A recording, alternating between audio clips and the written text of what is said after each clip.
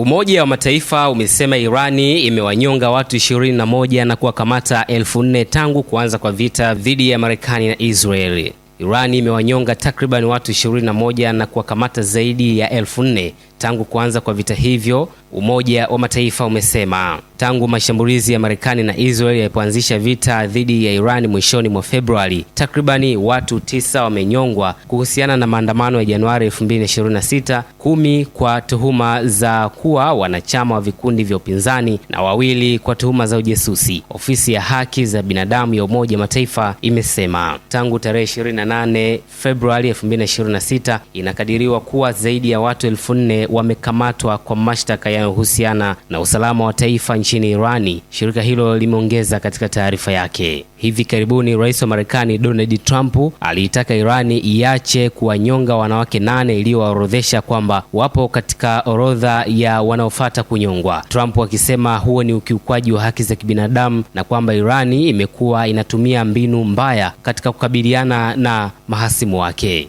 Ripoti hii inatoka ikiwa Rais wa Marekani Donald Trump ameandika katika mtandao wake wa Truth Social kwamba Irani wanapaswa kuwa waelewa, wanapaswa kuwa werevu na kwamba hivi karibuni mambo yao yatakaa sawa kwa sababu ya hali yao mbaya ya kiuchumi inayoendelea hapo Irani. Taarifa hizi zinakuja wakati ambapo Irani bado haijajitokeza na kusema hadharani ya kwamba inakabiliwa na mashinikizo ya uchumi, maandamano na kwamba inao usaliti ndani ya viongozi wa Jumuiya ya Uislamu. Hata hivyo, hivi karibuni imeonyesha kwamba Irani bado wana mpango wa kusaka amani ama mazungumzo ya amani dhidi ya Marekani, hatua ambayo imeonyeshwa waziwazi na viongozi wake ambao wamekuwa wakisafiri katika maeneo mbalimbali Mashariki ya Kati na katika mataifa ya Asia kwa ajili ya kusaka mpango wa amani wa kudumu. Hata hivyo, Waziri wa mambo ya nje wa Irani Abbas Araghchi ameonekana akizuru katika mataifa mbalimbali ya Uarabuni na hatimaye kuibukia St. Petersburg nchini Urusi, ziara ambayo ilimkutanisha na Rais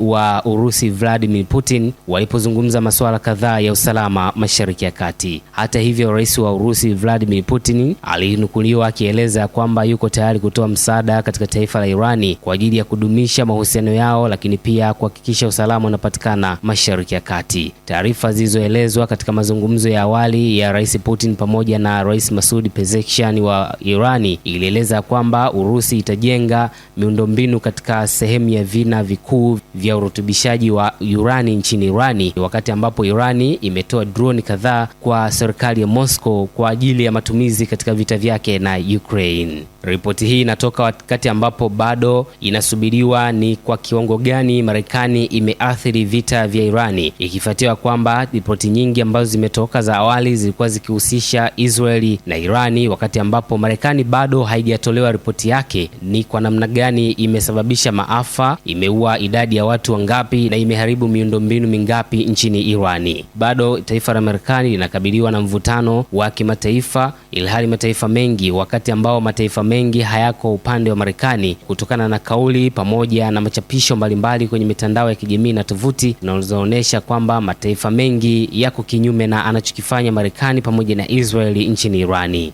Bado Marekani imeshirikilia mpango wake wa kushinikiza Irani iweze kuipatia sehemu ya urani ambazo zimesharutubishwa, lakini vile vile ikomeshe mpango wake wa urutubishaji wa urani kwa zaidi ya miaka 20.